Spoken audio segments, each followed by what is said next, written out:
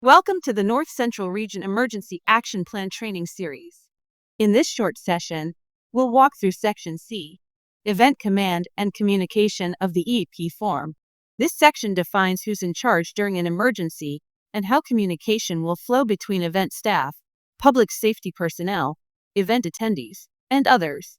By the end of this session, you'll understand how to clearly identify leadership roles and ensure timely, accurate communication to keep your event safe and well coordinated.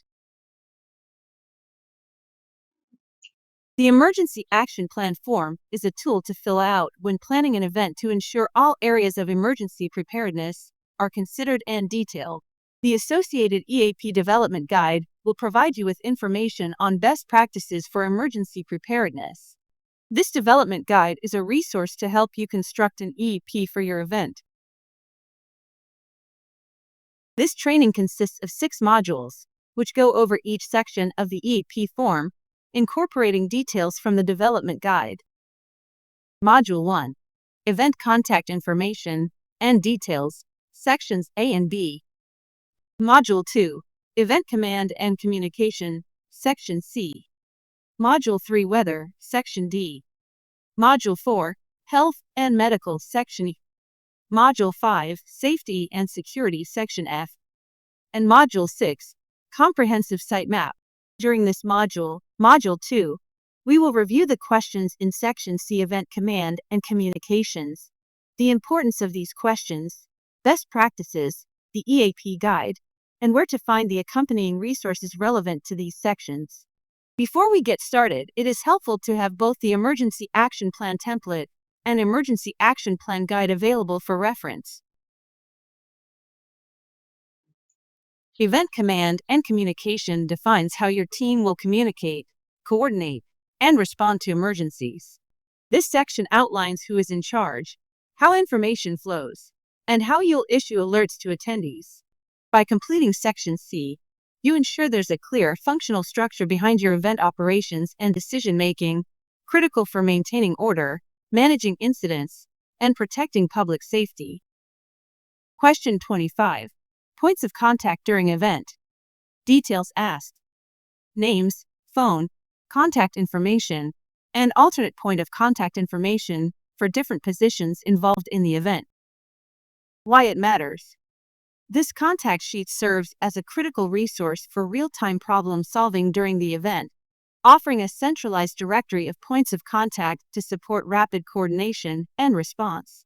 It is also important that all event staff know who is in charge of what when a crisis or emergency occurs.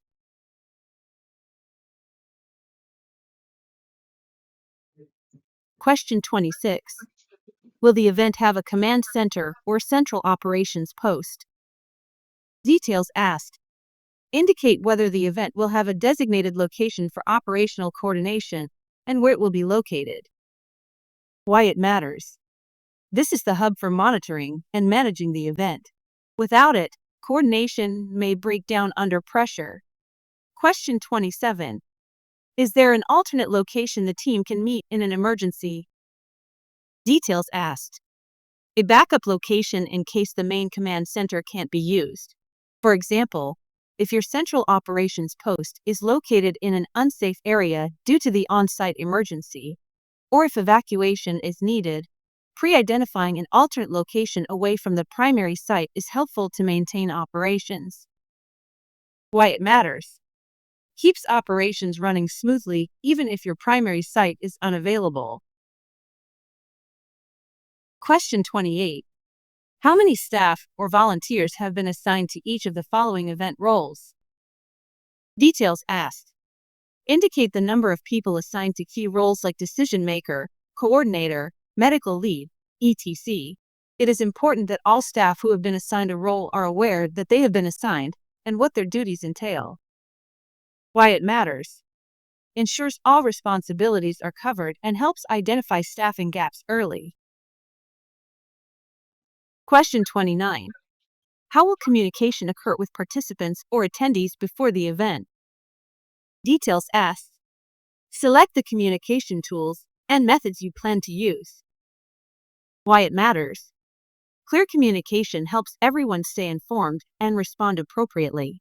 For example, you can warn attendees about extreme heat or cold, remind them to dress accordingly, let them know if they're allowed to bring water or other items to stay comfortable, and share what resources will be available on site, such as cooling tents, water refill stations, or shaded areas.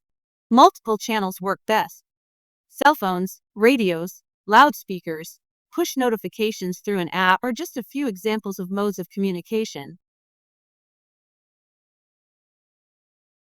Question 30. How will communication occur with staff, volunteers, and vendors during the event? Details asked. Select the communication tools and methods you plan to use to communicate with staff and volunteers. Why it matters. Clear communication is essential for smooth operations. Confirming these methods in advance ensures timely coordination and helps avoid confusion during the event. Question 31. How will communication with participants/attendees occur during the event? Details asked. Select the communication tools and methods you plan to use to communicate with participants and attendees. Why it matters. Clear communication is essential for smooth operations. Confirming these methods in advance ensures timely coordination and helps avoid confusion during the event.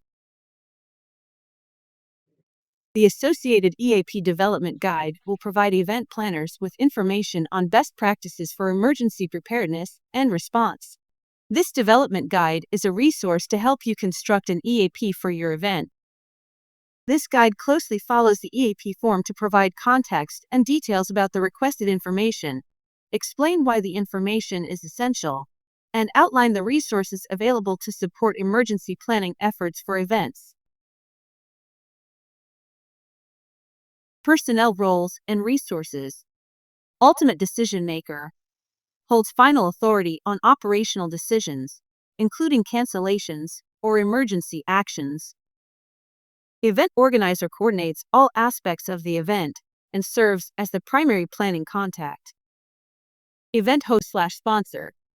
Organization or individual funding or endorsing the event may provide resources or guidance. Day of coordinator. On-site point of contact managing real-time logistics and execution of the event.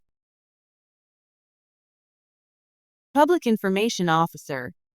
Handles media inquiries, social media updates, and community messaging. Crowd management lead. Oversees crowd flow, prevents congestion, and ensures safe circulation throughout the venue. Traffic/parking coordinator. Manages ingress/egress, parking layouts, and works with transportation partners. Private security lead. Supervises contracted security staff and enforces event safety protocols. Law enforcement contact. Liaison for police on site. Coordinates with command and responds to safety threats. Primary medical contact. Leads the medical response team and coordinates EMS, first aid, and patient transport. Food/beverage coordinator. Oversees food vendors, health permits, and compliance with food safety regulations. Weather monitor. Monitors weather conditions and advises on response to adverse forecasts. Volunteer coordinator. Assigns and supports event volunteers. Ensures proper check-in, training, and coverage. Evacuation support lead. Plans and activates evacuation procedures, signage, and staff coordination during emergencies. Communications lead internal. Manages radios, walkie-talkies, and messaging tools used by staff and volunteers. Non-personnel resources. Incident command post. Central location for coordinating event response, decision-making, and situational awareness. Two-way radios radio cache. Dedicated radio equipment used by staff, security, EMS, and traffic teams for coordination. Mass notification system. Tool to send urgent messages to attendees via text, email, or public alerts. Event communication plan. Written plan detailing roles, communication channels, message protocols, and escalation steps. Messaging apps. Examples include Group WhatsApp, backup or informal comms tool for staff and volunteers. Public address and PA system. Sound system used for live announcements and emergency instructions. Event staff roster. Complete list of staff and volunteers with roles, contacts, and shift times. Vendor and contractor directory. Centralized contact sheet for all third-party providers. This concludes the review of Module 2 Section C, Event Command and Communication. This section builds your real-time response structure, from assigning roles to identifying communication methods. We encourage you to complete the remaining EAP training by completing Modules 3 to 6. Next up is Section D, Weather. Thanks for watching and stay prepared.